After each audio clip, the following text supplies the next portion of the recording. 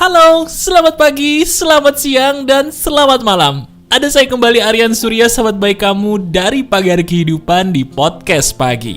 Nah, sadar gak sih sekarang kalau mendengarkan podcast pagi entah kenapa kita udah bahagia duluan ya?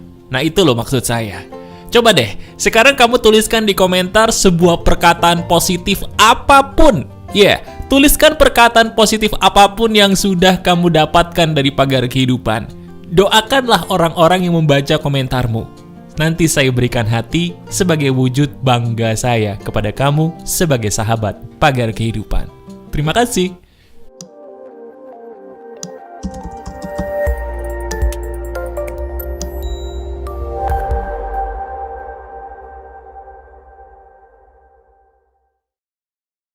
Halo teman-teman, ada saya kembali Aryan Surya, sahabat baik kamu dari Pagar Kehidupan. Betul, kita sudah masuk ke dalam podcast pagi.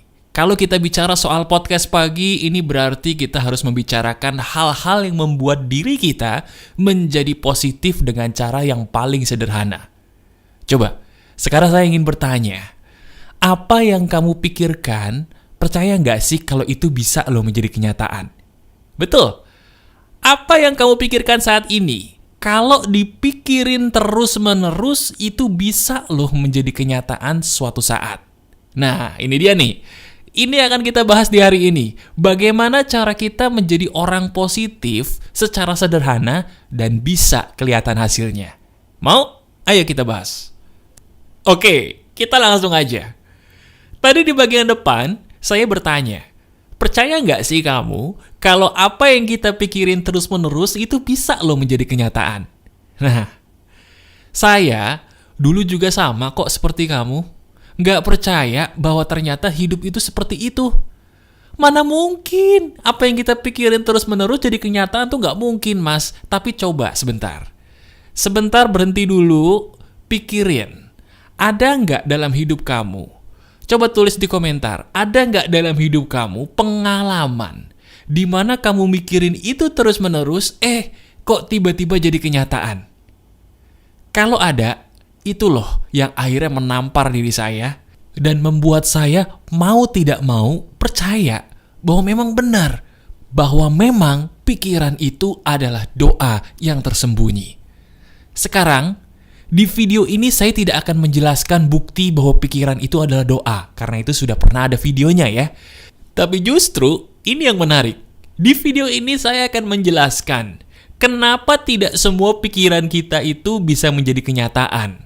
Kenapa hanya pikiran-pikiran yang kemarin tuh kok yang jadi kenyataan? Itu landasan penjelasan ilmiahnya bagaimana, Mas? Menarik ya? Ini loh sebabnya. Tolong disimak. Jadi begini. Kalau kita memikirkan sesuatu, itu secara tidak sadar teman-teman, tubuh kita itu melakukan sesuatu. Tolong dengarkan baik-baik, saya ulangi ya, ini kata kuncinya di sini. Ketika kita memikirkan sesuatu, secara tidak sadar, ingat ya, secara tidak sadar, tubuh kita itu melakukan sesuatu. Apa yang kita lakukan itu yang akan membawa kita kepada situasi apa yang kita pikirkan menjadi kenyataan. Sampai sini jelas apa enggak nih? Bingung kan? Nggak apa-apa. Justru saya pengen kamu bingung, karena saya ingin ngasih bahan prakteknya supaya kamu jelas. Gini, sekarang juga, coba deh kamu praktekin gini ya. Pikirin satu jenis mobil, atau satu jenis motor yang paling kamu suka. Pikirin. Misalnya kamu suka mobil, misalnya Honda Jazz warna merah. Pikirkan Honda Jazz warna merah terus-menerus. Suatu saat tiba-tiba Honda Jazz warna merah akan lewat depan mata kamu. Loh, kok bisa, Mas? Nah, penjelasannya.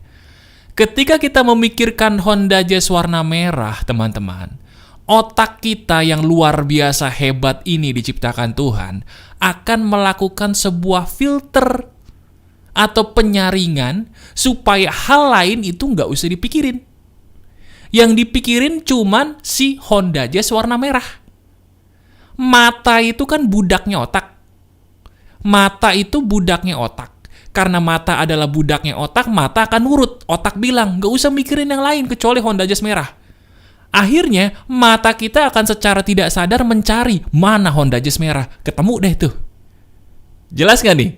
Nah, gitu penjelasan ilmiahnya. Masuk akal kan? Dan tidak ngeri-ngeri banget kan? Itu. Nah, sebentar Mas. Tapi kok itu kan berupa benda ya Mas ya? Bagaimana dengan sebuah kejadian Mas? Saya pernah mikirin sebuah kejadian pasangan saya begini. Kok tiba-tiba jadi kenyataan beneran Mas pasangan saya begitu Mas? Itu penjelasan ilmiahnya gimana Mas? Kok bisa? Nah, itu juga sama. Tapi itu agak lebih kompleks. Saya berusaha jelasin dengan bahasa yang paling ringan. Gini penjelasannya. Pertama, harus digarisbawahi ya, bahwa dalam hidup ini ada dua kejadian. Pertama, kejadian yang kita cocok-cocokin, padahal sebenarnya nggak ada hubungannya, tapi kita cocok-cocokin, sambung-sambungin, sampai seolah-olah benar bahwa kejadian itu saling berhubungan, padahal enggak. Yang kedua, adalah sebuah kejadian yang memang benar-benar ada hubungannya, tanpa harus kita cocok-cocokkan. Nah, sekarang coba lihat kejadian yang terjadi. Misal, ada seseorang yang pernah curhat sama saya, Mas, dulu saya pernah bercanda sama pasangan saya, sampai jumpa di alam kubur. Bercandanya gitu tuh. Terus tiba-tiba bener Mas, 2 minggu kemudian pasangan saya meninggal. Saya nyesel. Seandainya saya nggak ngomong gitu, mungkin pasangan saya masih ada. Coba sekarang saya tanya kepada kamu. Iya, saya tanya kepada kamu. Apakah perkataan dari orang yang curhat kepada saya tadi tuh, itu bisa diterima atau tidak? Apakah benar orang itu bisa meninggal hanya dengan ucapan kita? Apakah betul orang itu bisa pergi dari dunia hanya karena ucapan bercanda kita? Bisa? Jawabannya tidak. Itu yang saya maksud mencocok-cocokkan padahal nggak ada hubungannya. Takdir kematian itu urusan yang maha kuasa, hak yang maha kuasa. Mau kita ngomong semoga panjang umur, kalau besok udah dipanggil, ya dipanggil aja. Betul nggak? Jadi, tolong, kalau dari setiap kejadian itu belum tentu loh karena pikiran kita. Bisa jadi bisa aja cocok karena kita yang mencocokkannya, bukan karena dari sana cocok. Itu yang dinamakan cocok logi.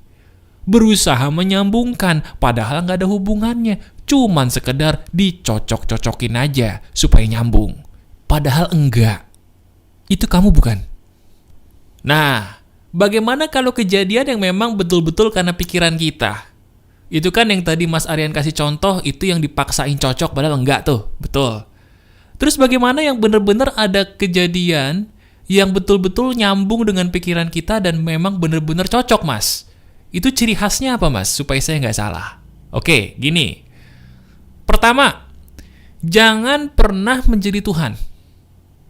Saya ulangi. Kalau kita pengen menarik segala sesuatu, pikiran menjadi kenyataan, aturan nomor 1, jangan pernah menjadikan diri kita sebagai Tuhan. Titik. Artinya, masalah kematian, masalah kelahiran, masalah rejeki, itu hakimnya adalah Tuhan, bukan kita. Sampai sini setuju? Dari situ, kalau kita berpikir tentang kematian terus orang mati beneran, itu bukan karena kamu matinya. Kalau kita bercanda dengan seseorang tentang kematian contohnya, terus orang itu mati beneran, itu bukan karena kamu. Sebaliknya juga sama. Kamu berkata, besok kamu bunting, besok kamu hamil, besok hamil beneran, itu bukan karena kita. Itu karena takdir. Jadi aturan nomor 1, jangan jadikan diri kita sebagai Tuhan. Betul? Nah, dari situ, baru kita menganggap pikiran kita itu hanya sebagai usaha. Bener, apa yang kita pikirin bisa jadi kenyataan. Betul, tapi juga ada usahanya. Dan bukan menjadikan diri kita sebagai Tuhan. Contoh, diri kamu pengen ujian CPNS contohnya. Diri kamu berpikir, saya berhasil menjadi PNS. Kamu berpikir sudah menjadi PNS. Pikirin itu terus. Itu bagus, malah saya sarankan. Bagus itu. Karena ketika diri kita menganggap bahwa kita sudah lulus, diri kita memposisikan, ingat, diri kita memposisikan bahwa kita layak lulus. Ketika kita jomblo, kita memikirkan sudah punya pasangan, kita memikirkan itu dengan tujuan membuat diri kita layak dapat jodoh. Kelayakan ini loh yang akan membuat Tuhan itu memberikan apa yang kita mau. Saya ulangi, kelayakan akan membuat Yang Maha Kuasa mengizinkan apa yang kita mau jadi kenyataan. Selama ini kita pengen punya anak. Coba tanya diri sendiri, layak nggak kita punya anak? Apa kita cuma minta doang? Kita selama ini pengen jadi orang kaya, bagus. Tapi kita layak nggak jadi orang kaya? Apa selama ini cuma mintanya doang pengen jadi kaya? Selama ini kita minta pengen usahanya sukses, tapi tanyain, kita layak nggak usahanya sukses? Atau cuma minta doang, tapi kurang layak? Nah, bagaimana mas caranya supaya tahu kalau saya layak mas? Caranya, kamu anggap itu semua sudah terjadi. Pikirin itu semua sudah jadi kenyataan. Ketika diri kamu memikirkan itu sudah menjadi kenyataan, secara tidak sadar, kita akan memberikan diri sendiri layak untuk mendapatkan apa yang kita mau. Kalau kita memikirkan bahwa diri kita ini sudah menikah, sadar nggak sih kalau di saat kita mikirin itu terus-menerus, kita tuh memberikan diri sendiri kelayakan bahwa saya layak loh sudah menikah. Akibatnya apa? Ketika diri kita merasa layak sudah mendapatkan apa yang kita mau, Yang Maha Kuasa bisa memberikan izin itu dengan mudah karena kita sudah pantas, sudah layak. Nah sekarang, kita akan membahas apa yang membuat saya menjadi layak, Mas? Apakah dengan memikirkan apa yang saya mau terus-terusan terus membuat saya jadi layak? Jawabannya bukan. Yang membuat apa yang kita pikirkan secara sadar atau tidak sadar menjadi kenyataan adalah ada atau tidaknya perasaan berharap di situ. Saya ulangi. Yang membuat pikiran kita seizin Tuhan menjadi kenyataan adalah pertanyaan ada atau tidaknya perasaan berharap di situ. Teman-teman, tolong dimengerti. Kalau saya bilang berharap, itu bukan berarti kita tidak boleh berharap kepada Yang Maha Kuasa. Oh, itu harus. Saya garis bawahi. Berharap kepada Yang Maha Kuasa itu wajib hukumnya. Wajib.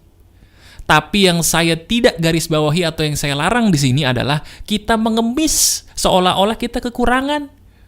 Kita berharap kepada Yang Maha Kuasa supaya rezeki kita dilancarkan. Boleh nggak? Boleh. Harus malah. Kita berharap kepada Yang Maha Kuasa supaya kita cepat dapat momongan. Boleh nggak? Bukan boleh. Wajib. Yang tidak boleh adalah kita ngemis, maksa. Mana nih? Mana duit saya? Mana nih? Mana anak saya? Terus akhirnya kita ngarep, cemberut. Aduh. Daripada begitu pikirin betapa nikmatnya ya kalau saya jadi orang kaya. Pikirin betapa nikmatnya ya kalau saya sudah punya anak.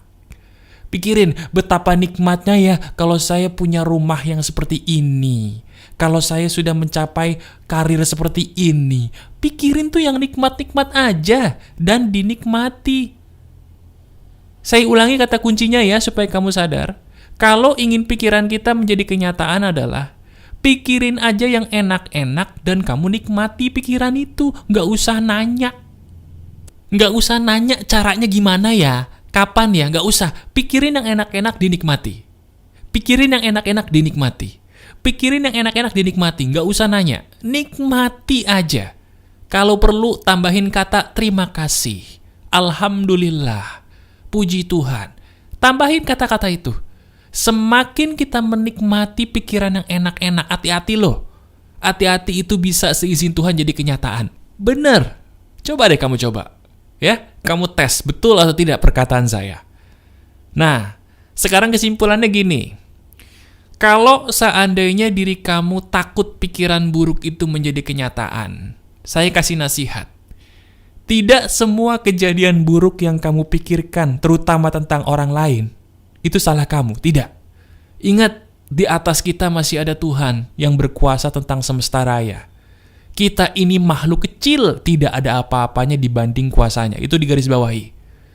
Jadi mulai detik ini, kalau diri kamu mikirin yang buruk-buruk tentang orang lain dan menjadi kenyataan, itu bukan salahmu. Kebetulan aja cocok. Yang kedua, kalau diri kamu pengen punya sebuah tujuan, udah pikirin aja tujuan itu sambil kamu nikmatin.